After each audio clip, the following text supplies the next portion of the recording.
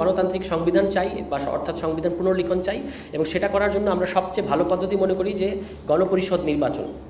কিন্তু আবার আমরা বলেছি যে গণপরিষদ নির্বাচন যদি নাও হয় তাহলে সেক্ষেত্রে গণপরিষদ ও আইনসভা হিসেবে নির্বাচিত সংসদ, যেটাকে ইংরেজিতে অনেকে বলে থাকেন ম্যান্ডেটেড কনস্টিটিউয়েন্ট লেজিসলেচার, মানে এমন একটা আইনসভা যার গণপরিষদের ভূমিকাও থাকবে।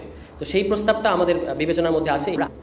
দুপুর 2টার সময় জাতীয় ঐকমত্য কমিশনের যে কার্যালয় সংসদ ভবনের ব্লক 1-এ এমপি হোস্টেল, সেখানে আমরা তাদের কাছে আনুষ্ঠানিকভাবে আমাদের এই প্রতিনিধি দল তারা গিয়ে এটা জমা দেবে এবং তারপর তাদের সাথে আমাদের কিছু আলোচনা হবে। এবং আপনারা তো জানেন যে তারা বলেছেন যে যে দলগুলো ইতিমধ্যেই জমা দিয়েছে তাদের সাথে কিন্তু আলোচনা শুরু হয়ে গেছে। আমরা আগামীকালকে জমা দিচ্ছি গণঅভ্যুত্থানের পরে। যদিও এটা একটা প্রশ্ন আসে যে এই সরকার তো সংবিধানের মধ্য দিয়ে শপথ নিয়েছে, কিন্তু আমরা মনে করি যে এটা একটা টেকনিক্যাল ব্যাপার। আসলে এই সংবিধানটা এখন আর প্রাধান্য পাচ্ছে না সরকার পরিচালনার ক্ষেত্রে। 72 সংবিধানের ব্যাপারে এটা হচ্ছে আমাদের অবস্থান, যে আমরা মনে করি একটা সম্পূর্ণ নতুন গণতান্ত্রিক সংবিধান লেখা উচিত গণপরিষদের মধ্য দিয়ে।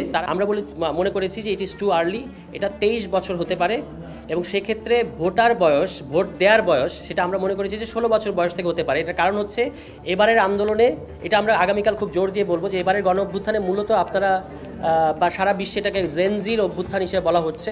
তো এই যে তারা এত বড় একটা স্টেক তাদের এবার গণঅভ্যুত্থানের মতো তৈরি হয়েছে, এর পরবর্তী যে বাংলাদেশ এবং আসন্ন যে নির্বাচন, এই নির্বাচনে তারা মতামত দিতে পারবে না শুধুমাত্র এই তাদের 18-র নিচে হওয়ার কারণে। এটা আমরা যৌক্তিক মনে করছি না। এই জন্য আমরা মনে করছি যে তাদের বয়স মানে 16 বছর বয়স থেকে, এবং পৃথিবীর অনেকগুলো জায়গা আছে, লাতিন আমেরিকা, ইভেন অস্ট্রিয়াতেও এই বিধানটা আছে যে 16 বছর বয়স থেকে ভোটের বিধান বাংলাদেশে করার জন্য এটা আমরা প্রস্তাব করব কালকে।